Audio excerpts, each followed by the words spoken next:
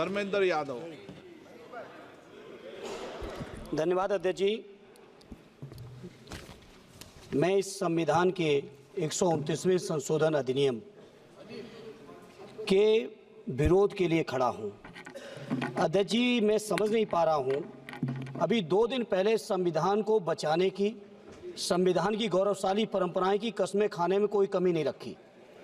2 ही दिन के अंदर संविधान की जो हमारी मूल भावना है, 2 ही दिन के अंदर संविधान का जो हमारा बेसिक स्ट्रक्चर है, 2 ही दिन के अंदर संविधान का जो हमारा संघीय ढांचा है, उसको खत्म करने के लिए संविधान संशोधन बिल लाए हैं। मैं मनीष तिवारी जी से सहमत हूं और अपनी पार्टी और अपने नेता आदरणीय अखिलेश यादव जी की ओर से कहना चाहता हूं, ये बिल पूरे देश के जो अलग अलग भेष भाषाएं, संस्कृति, क्षेत्र की जो मान्यताएं हैं, जो हमारे संविधान निर्माताओं ने बहुत सोच विचार के मंथन अध्ययन करके ये संघीय ढांचा तैयार किया था, राज्यों का गठन भी किया था, संस्कृति के हिसाब से, क्षेत्र के हिसाब से, भाषा के हिसाब से, परिस्थितियों और समय के हिसाब से।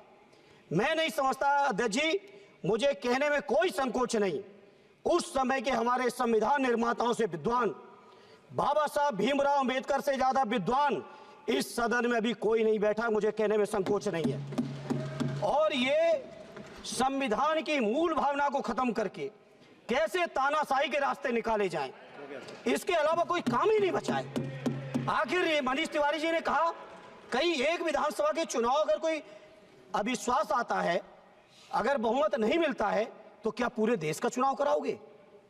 पूरे देश का चुनाव कराओगे? और ये लोग एक देश, एक संविधान, एक चुनाव की बात करते हैं।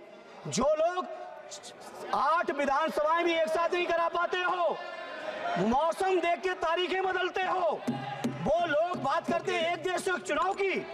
इसलिए अध्यक्ष जी, मैं अपनी पार्टी की ओर से, अपने नेता आदरणीय अखिलेश यादव जी की ओर से इस बिल का पुरजोर विरोध करता हूं और आपके माध्यम से देश के जनमानस से कहना चाहता हूं, ये भारतीय जनता पार्टी के लोग तानाशाही लाने के नित नए रास्ते लाते हैं। जो 8 विधानसभाओं का चुनाव एक साथ नहीं करा पाए, 4 राज्यों के चुनाव एक साथ नहीं करा पाए, वो पूरे देश की लोकसभा और सारे प्रांतों की विधानसभाएं एक साथ कराने की बात करते हैं। मैं पूछना चाहता हूं सरकार से, अगर एक प्रांत के अंदर सरकार गिरती है तो क्या पूरे देश की लोकसभा के चुनाव कराओगे?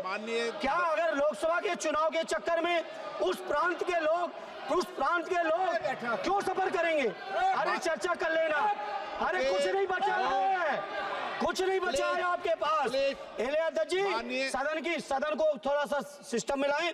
अध्यक्ष जी, आपसे अनुरोध है, आपके माध्यम से सरकार से अनुरोध है, जनता ने बड़ी उम्मीदों के साथ हम सबको भेजा है और हम सब लोगों की जिम्मेदारी है, ये संविधान विरोधी, संघीय ढांचे विरोधी, बेसिक स्ट्रक्चर विरोधी कई केसों की चर्चा की मनीष तिवारी जी ने, मैं उनके साथ जोड़ते हुए माननीय सर्वोच्च न्यायालय की भावनाओं के विरोधी, गरीब विरोधी, दलित विरोधी, पिछड़ा विरोधी, मुसलमान विरोधी, इस नीयत को वापस लो। ये अध्यक्ष जी, आपके माध्यम से मेरी आपसे प्रार्थना है। बहुत बहुत धन्यवाद।